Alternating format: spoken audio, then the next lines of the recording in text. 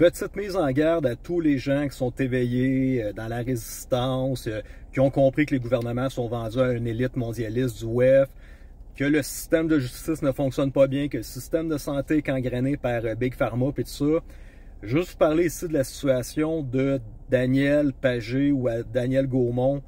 12 mois pour un shérif constitutionnel coupable d'entrave et d'harcèlement contre le système des employés du ministère de la Justice. Un leader complotiste a été jugé d'une opération militaire de patriotes américains allait libérer les griffes de la cour. Donc, rapidement, dans ça, Daniel a été arrêté il y a plusieurs mois, je pense, comme quoi qu'il se présentait comme un faux policier. Il y a eu des accusations contre ça, il y avait une probation à respecter, il y avait des conditions, et finalement, il a continué à envoyer des lettres au gouvernement, des genres d'injonctions, puis tout ça. J'ai rencontré Daniel Gaumont en 2020. À un moment donné, je reçois un appel, il y a quelqu'un qui veut parler avec moi. Il se présente, je suis Daniel Gaumont, je suis le président des shérifs constitutionnels. Je t'appelle concernant les tribunaux militaires. Là, je fais oh, OK, tribunaux militaires. Fait que là, je le fais parler un petit peu. J'ai dit les tribunaux militaires. On s'entend qu'en 2020, on essaie de comprendre qu'est-ce qui se passe. La fraude des élections américaines, on sait qu'on est dans un petit foutoir bizarre. Qu'est-ce qui se passe présentement? Fait que j'ai dit, bon, mais OK, tribunaux militaires, j'ai dit, ça veut dire que toi, t'es un procureur? Est-ce que tu es un avocat? Il dit, non, mais on travaille avec des procureurs, on travaille avec des juges du tribunal militaire, puis tout ça. Je suis OK, bon, ben parfait. Moi, je veux parler, je veux rencontrer directement les procureurs et les juges de l'association. Je veux confirmer que c'est des vraies personnes qui ont une juridiction derrière eux autres. Et en 2020, je l'ai rencontré, Daniel Gaumont, pour voir, analyser c'était quoi ça, le shérif constitutionnel, le tribunal de la Garde nationale du Québec et dessous. Et quand j'ai rencontré Daniel Gaumont, ben moi j'ai demandé d'être en contact directement avec les procureurs et les juges.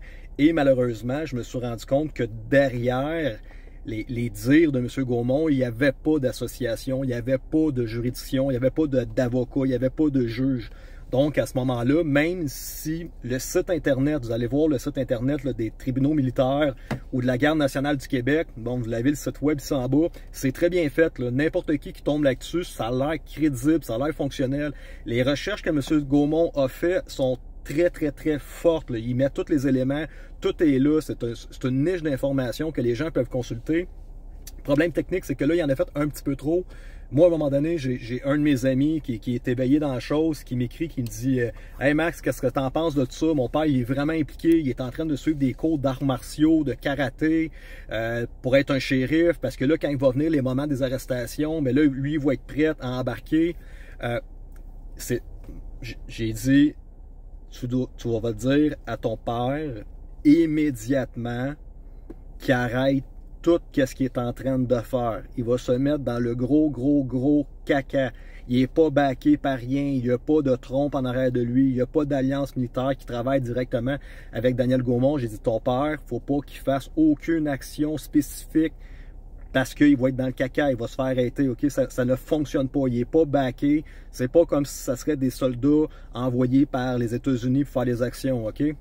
Donc, pour toute personne présentement là, qui sont dans les éveillés, la résistance, qui des fois ça parle, j'ai déjà entendu à un moment donné, pendant le COVID, il faut encercler le Parlement, puis il faut reprendre notre démocratie en main, il faut aller chasser les premiers ministres. Si tu es 1, 2, 3 millions de personnes, OK, là, on comprend que le soulèvement populaire, les gens ont demandé à ce que les élus s'en aillent, puis là, il va falloir qu'il y ait un changement. Si tu arrives, tu es 10, 15, 20 personnes qui décident de rentrer dans le Parlement, je te confirme que tu es dans le gros caca, OK? Tu vas avoir des grosses accusations, même si tu réussirais à sortir, à arrêter des députés ou quoi que ce soit, puis tu décides que toi, sans avoir de juridiction, tu dis, ben, je procède à des arrestations citoyennes, mes amis. Quand tu vas sortir du Parlement, tu comprends-tu que tu vas te faire arrêter par la police de Québec, tu vas te faire arrêter par la Sûreté du Québec, tu vas être accusé de terroriste, puis toute la patente. Si c'est ça votre idée présentement, ça ne fonctionnera pas, OK?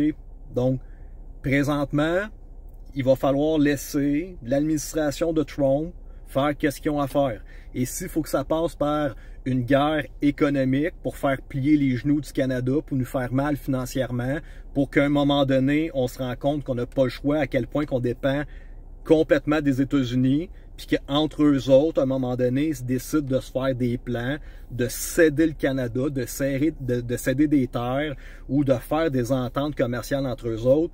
Laissez ceux qui ont une immunité parfaite gérer les choses, malheureusement, OK?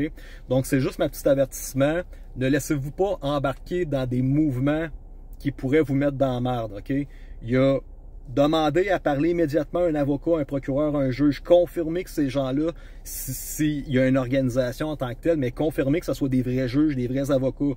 Parce que oui, ça a l'air intéressant, oui, le site était bien fait, oui, ça avait l'air crédible de dire qu'à un moment donné, il y a des shérifs qui vont reprendre la constitutionnalité et la liberté des peuples.